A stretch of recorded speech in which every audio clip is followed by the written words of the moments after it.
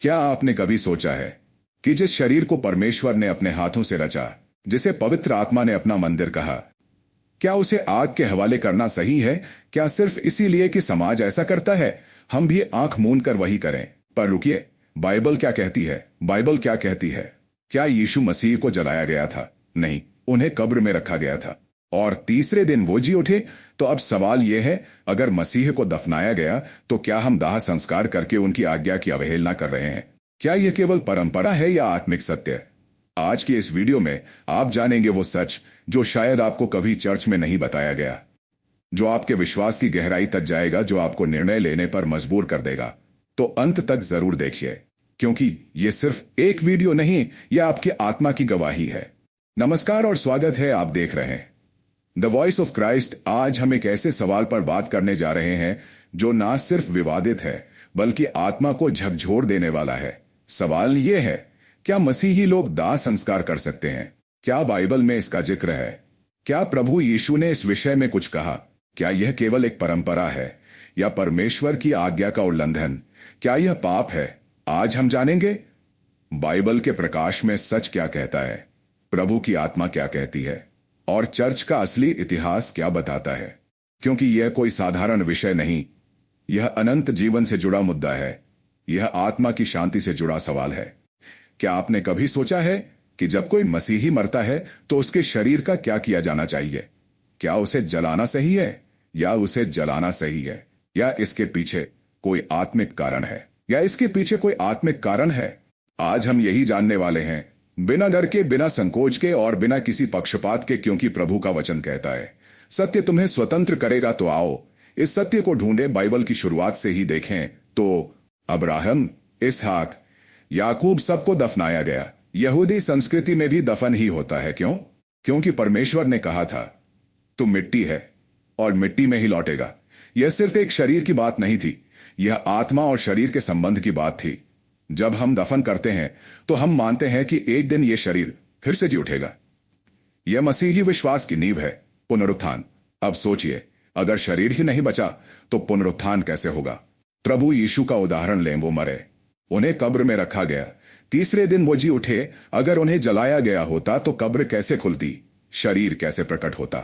दफन एक प्रतीक है नई शुरुआत का, आशा का, पुनरुत्थान का। जब हम किसी को दफनाते हैं हम ये घोषणा करते हैं कि वो मसीह में सो गया है और वो फिर जी उठेगा। लेकिन अगर हम उसे जलाते हैं तो यह प्रतीक बदल जाता है, वो सिर्फ राख बन जाता है और आशा की जगह समाप्ति दिखती है। तो सवाल है, क्या मसीही लोगों को दाह संस्कार करना चाहिए? क्या बाइबल इसकी इजाजत देती है या यह परमेश्वर की इच्छा के खिलाफ है? चलो बाइबल में और गहराई से देखें। पुराने नियम में भी जहां कहीं मृत्यु का जिक्र आया है वहां दफन का जिक्र है। जब सारा मरी, अब्राहम ने कब्र खरीदी। जब याकूब मरा, उसे कनान की धरती में दफनाया गया। यह सिर्फ रीति नहीं थी, यह विश्वास था कि एक दिन परमेश्वर पुनरुत्थान देगा। बाइबल कहती है जो मसीह में मरे हैं पहले जी उठेंगे। तो इसका मतलब है कि शरीर की स्थिति भी महत्वपूर्ण है। कोई कहेगा पर शरीर तो मिट्टी है। हां, लेकिन वो शरीर जिसे पवित्र आत्मा ने निवास स्थान बनाया है, क्या उसे अग्नि को सौंप देना सही है? बाइबल कहती है तुम्हारा शरीर पवित्र आत्मा का मंदिर है। क्या हम उस मंदिर को जला सकते हैं? क्या मंदिर को राख करना सही है? क्या हम प्रभु के मंदिर को आदर नहीं देंगे? सोचने की बात है, यीशु ने हमें जो उदाहरण दिया, क्या हम उसका अनुसरण कर रहे हैं? जब उन्हें मारा गया तो उन्होंने अपने शरीर को जलाने नहीं दिया, बल्कि कब्र में रखा गया और वो पुनर्जीवित हुए। उनकी मृत्यु और पुनरुत्थान हमारे विश्वास की नींव है। अगर यीशु का शरीर ना रहा होता तो उनके पुनरुत्थान की गवाही कैसे मिलती? तो जब हम मसीह की मृत्यु और पुनरुत्थान में विश्वास करते हैं तो हमें उसी तरीके का पालन भी करना चाहिए। आज कई मसीही दाह संस्कार की ओर झुक रहे हैं क्योंकि आधुनिकता कहती है जगह नहीं है या फिर दफन खर्चीला है। पर क्या प्रभु की आज्ञा सुविधा पर आधारित होनी चाहिए? क्या हम सुविधा के नाम पर आत्मिक सच्चाई को त्याग सकते हैं?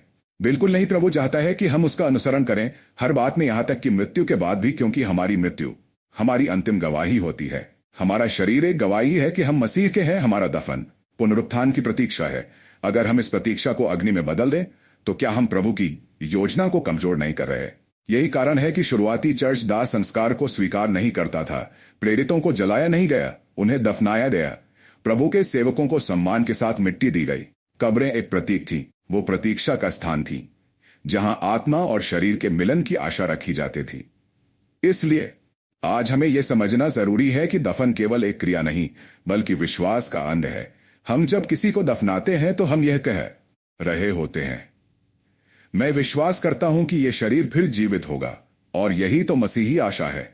अगर हम इस आशा को छोड़ दें तो हम क्या गवाही दे रहे हैं। इसलिए जरूरी है कि हम बाइबल को ध्यान से पढ़ें, प्रभु की इच्छा को जानें और संस्कृति की बजाय आत्मा से निर्णय लें।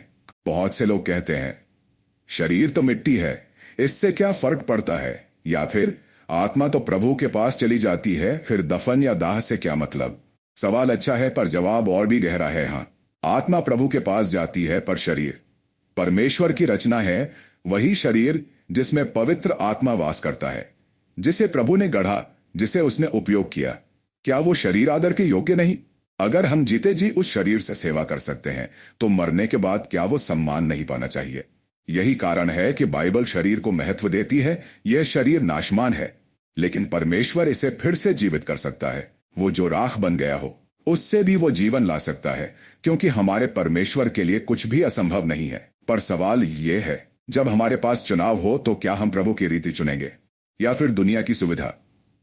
आजकल कई लोग कहते हैं, दफन के लिए जमीन नहीं है, कब्र की कीमत ज्यादा है, समाज जलाता है तो हम भी। पर क्या हम समाज की रीति पर चलेंगे या मसीह की रीति पर? यही तो असली मसीही जीवन की पहचान है। यीशु ने कहा, चाहता है वह अपना क्रूस उठाकर चले। इसमें सुविधा नहीं, समर्पण है, आज्ञाकारिता है।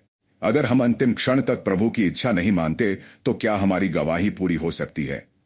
शरीर पवित्र आत्मा का मंदिर है और मंदिर को तोड़ा नहीं जाता, उसे आदर से रखा जाता है। जब हम दफन करते हैं तो हम उस मंदिर को वापस धरती को सौंपते हैं। बाइबल में यह लिखा है, तू मिट्टी है और मिट्टी में ही लौटेगा।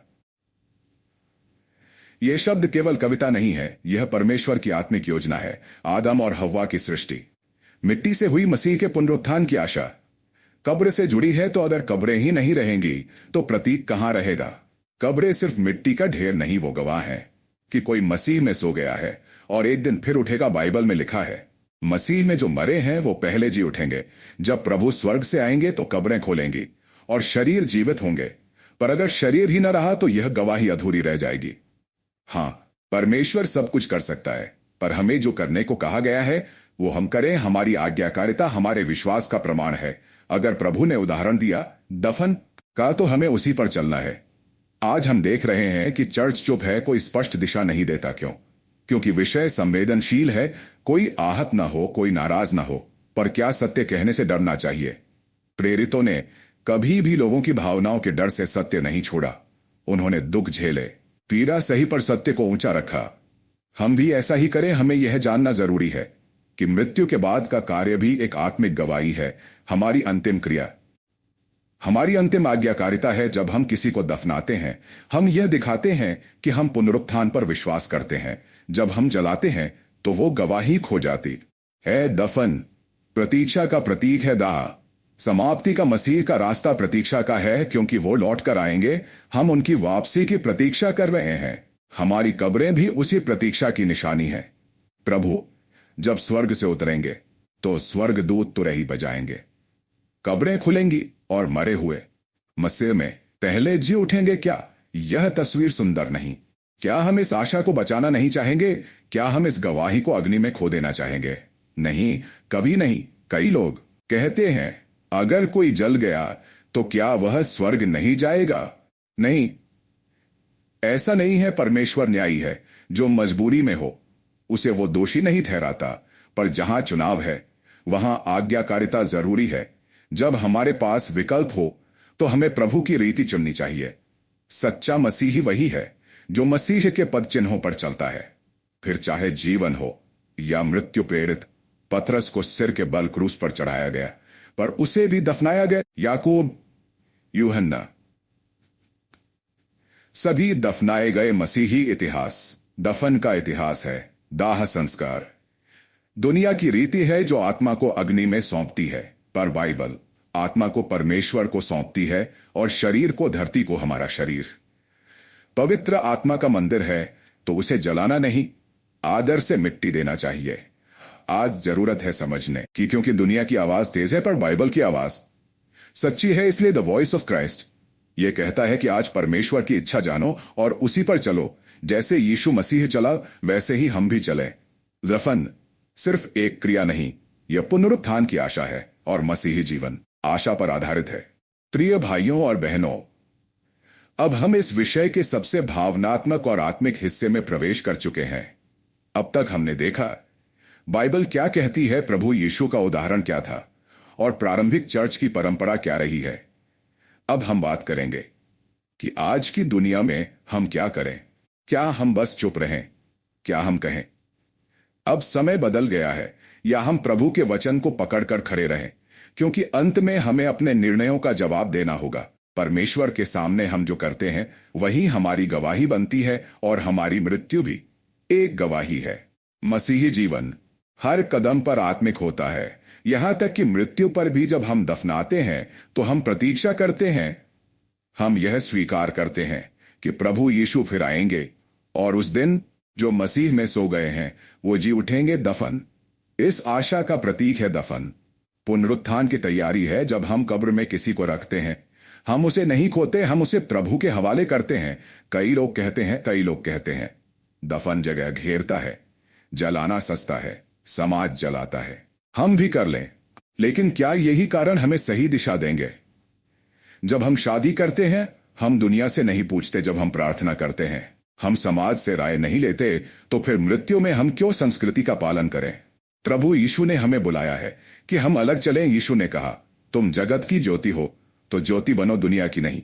परमेश्वर की रीति पर चलो। हम कब्र से डरते नहीं हैं, क्योंकि हमें पता है कि कब्र अंतिम नहीं है।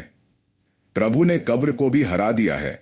जब यीशु मसीह कब्र में रखे गए तो शैतान ने सोचा सब खत्म हो गया, लेकिन तीसरे दिन वो कब्र खाली थी। यही हमारी आशा है, यही मसीही विश्वास है और यही गवाही है जो हर मसीही का शरीर दे सकता है। अगर हम दफन की रीति अपनाएं, मसीही दफन एक चुप गवाही अजर कहती है वो जो उठेगा। अगर हम जलाते हैं खो जाता है।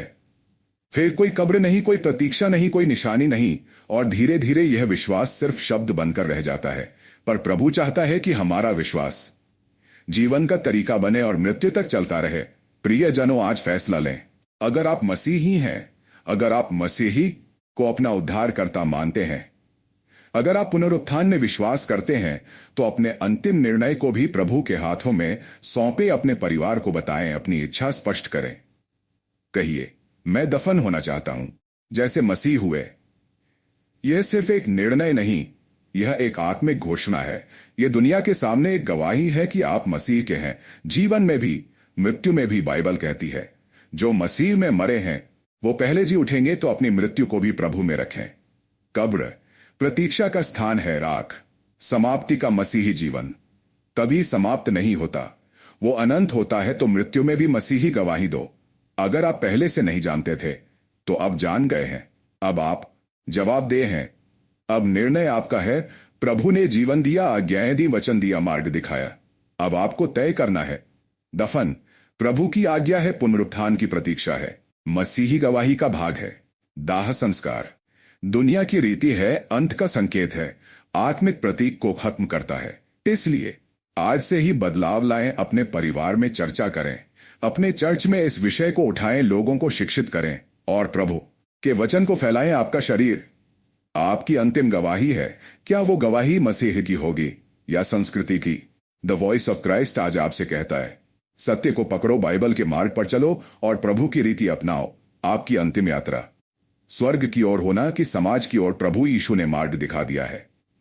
अब चलना हमारा कार्य है। दफन एक विश्वास है, पुनरुत्थान उसकी आशा है और यीशु उसका जीवन है। इसलिए आज निर्णय लें, आपका शरीर फिर जी उठेगा परमेश्वर के अनुग्रह से, उसके समय पर, उसकी महिमा के लिए। द वॉइस ऑफ क्राइस्ट हमेशा सत्य बोलेगा। धन्यवाद। प्रभु आपको आशीष दे।